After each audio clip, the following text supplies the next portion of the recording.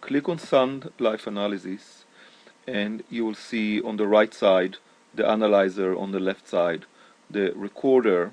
We are going now to quickly set one channel to work. First we go to the Animals tab and we set a new animal to that channel. We give the animal a name, let's call it Rec 1.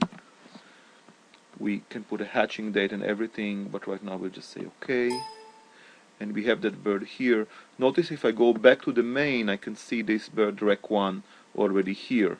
I still need to set up the channel. I click on the number and then set it as active.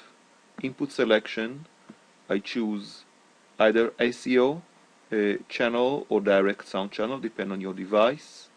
In this case I just click on my microphones, go for stereo and left channel and say OK.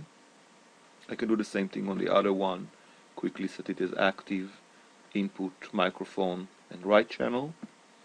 And that's it. Now I can start recording and you can see my voice immediately showing up on the recorder screen. Let me stop it for a moment and show you that you can increase the size of the display. Starting it now will show you larger settings so you can see better this demo in 1 and 2 channels. Notice those red lines you see here and here. Those are the lines that I can change with the red slider going up and down. And this is the actual threshold of recording. Every time that the oscilloscope passes the threshold, we are actually starting a recording session.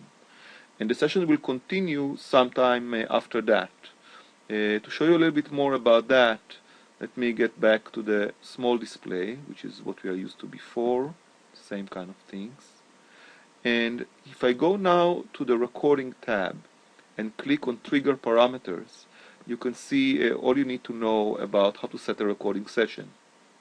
The pre-threshold recording duration is how long before the sound hit a threshold the recording should start. For example, if you have weak sounds prior to the sound that hit the threshold, you want to record those too, and you know that those last maybe half a second, you can set that. The post-threshold recording duration means how long the recording is going to continue after the sound is no longer passing the threshold. For example, 1 second is the default here. The maximum duration will be here 30 seconds, namely we are not going to record longer than that for a particular file. Going back to our recording, you can see that we can control the gain here of the display. If I take it all the way down, you won't see any sound.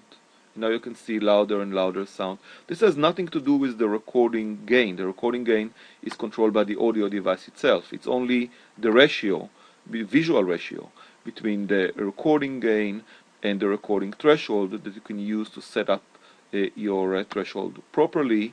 Usually we would recommend that you set it just a little bit above the background level.